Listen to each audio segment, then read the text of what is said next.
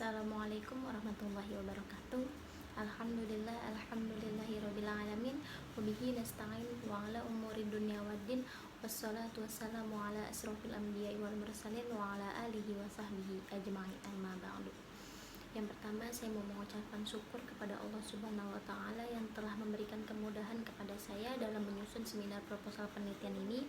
Dan yang kedua, saya mau berterima kasih kepada orang tua saya dan teman-teman saya yang telah mendukung saya dalam menyusun seminar proposal penelitian ini. Kemudian yang ketiga, saya mau berterima kasih kepada Ibu Syafaatul Hidayat selaku dosen pembimbing seminar proposal penelitian ini. Di sini saya akan mempresentasikan judul penelitian saya, yaitu pengaruh non-agunan terhadap minat berwirausaha anggota Koperasi Abdi Kertara Harja Cabang Cipondoh Kota Tangerang. Mengapa saya mengambil penelitian ini? Tentunya karena ada latar belakang masalah yang menurut saya itu menarik. Selanjutnya saya akan bahas sedikit latar belakang masalah di sini. Manusia merupakan makhluk monodualitas, yang artinya selain sebagai makhluk individu, manusia juga berperan aktif sebagai makhluk sosial, yang dimana manusia hidup berdampingan dan saling membutuhkan satu sama lainnya. Nah, dalam bermasyarakat, manusia bertujuan untuk memenuhi kebutuhan hidupnya. Kebutuhannya sangat beragam, ada kebutuhan primer, sekunder, maupun tersier. Untuk memperoleh semua itu perlu adanya kerjasama dan saling membantu, terkhusus untuk orang kaya membantu yang miskin, orang mampu membantu yang tidak mampu. Islam adalah agama yang mengajarkan segala aspek kehidupan manusia, baik itu urusan manusia dengan manusia, manusia dengan Tuhan, maupun manusia dengan alam. Untuk urusan manusia dengan manusia ada istilahnya, seperti muamalah. Apa sih muamalah itu? Salah satu dari kegiatan muamalah adalah utang piutang atau pinjaman, atau dalam bahasa fikih muamalah adalah qard. Apa itu sih qard?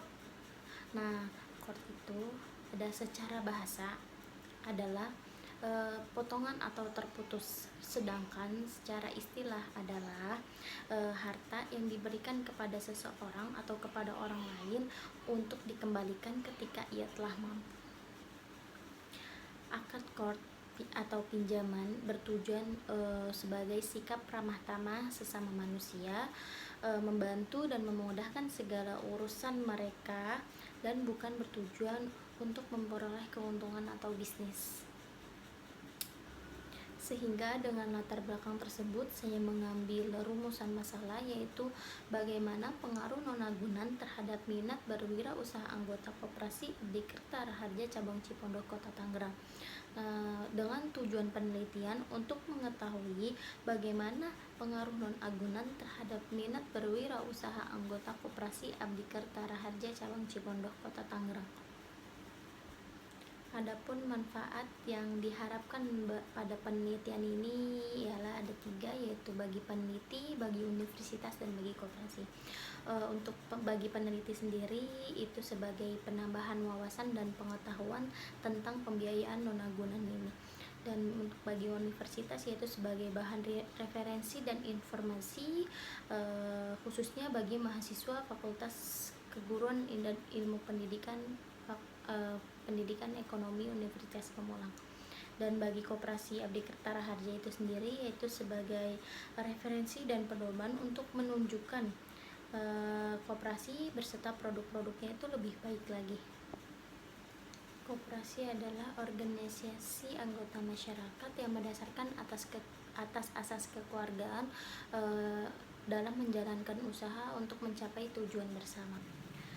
Dan tujuan koperasi berdasarkan Undang-Undang Nomor 25 Tahun 1942 Bab 2 Pasal 3 ialah untuk memajukan kesejahteraan anggota pada khususnya dan masyarakat pada umumnya, serta ikut membangun tatanan perekonomian nasional.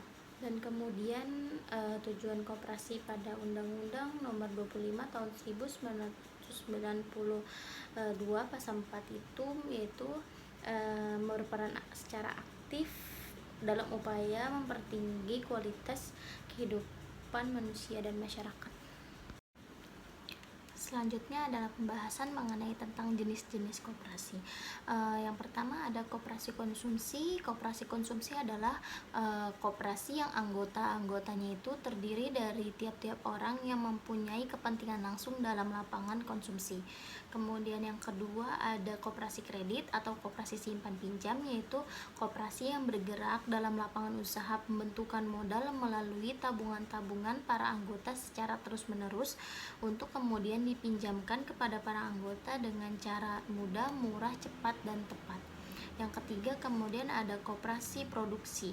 Koperasi produksi merupakan koperasi yang bergerak dalam bidang kegiatan ekonomi, pembuatan dan penjualan barang-barang baik yang dilakukan oleh koperasi sebagai organisasi maupun orang-orang anggota koperasi. Kemudian ada koperasi jasa, yaitu merupakan koperasi yang berusaha di bidang penyediaan jasa tertentu bagi para anggota maupun masyarakat umum. Dan yang terakhir ada koperasi serba usaha atau koperasi unit desa, yaitu merupakan koperasi yang anggotanya adalah orang-orang yang bertempat tinggal atau menjalankan usahanya di wilayah unit desa yang merupakan daerah kerja. Dan selanjutnya adalah pembiayaan non-agunan. Apa sih pembiayaan non-agunan itu? Pembiayaan non-agunan itu adalah salah satu produk pinjaman yang memberikan fasilitas kredit tanpa membebankan calon nasabah untuk mempersiapkan suatu aset untuk dijadikan jaminan atau agunan atas pinjaman tersebut. Jadi pembiayaan tanpa agunan ini menjadi alternatif baru bagi masyarakat untuk mengembangkan usahanya atau untuk kebutuhan konsumtif lainnya. Peraturan tentang kredit tanpa jaminan ini banyak orang yang belum mengetahui.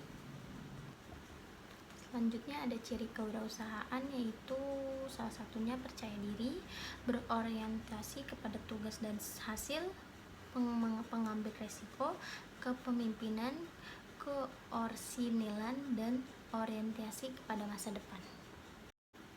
Yaitu data primer adalah sumber data yang langsung memberikan data kepada pengumpul data. Pendapat lain mengatakan bahwa data primer adalah data yang diperoleh peneliti dari sumber asli, artinya sumber data yang diperoleh langsung dari sumbernya. Kemudian teknik pengumpulan data yang saya ambil yaitu ada wawancara, dokumentasi, dan angket. Wawancara yang saya lakukan itu ada kepada Kepala Cabang Koperasi Abdikerta Raharja, kemudian anggota Koperasi Abdikerta Raharja yang mengikuti pembiayaan non-agunan ini. Selanjutnya analisis data dalam penelitian ini itu menggunakan metode kualitatif. Analisis data yang dilakukan itu yang pertama adalah reduksi data, yaitu dengan menggolongkan, mengarahkan, dan membuang yang tidak perlu serta mengorganisir sedemikian rupa sehingga dapat diambil kesimpulan terakhir. Kemudian yang kedua itu ada penyajian data berupa teks naratif dan tabel. Kemudian yang ketiga ada penarikan kesimpulan yang merupakan hasil analisis yang dapat digunakan dalam mengambil tindakan. Cukup sekian presentasi seminar proposal penelitian saya ini. Semoga presentasi proposal penelitian saya ini dapat bermanfaat bagi kalian semua. Wabillahi taufiq wal hidayah. Wassalamualaikum warahmatullahi wabarakatuh.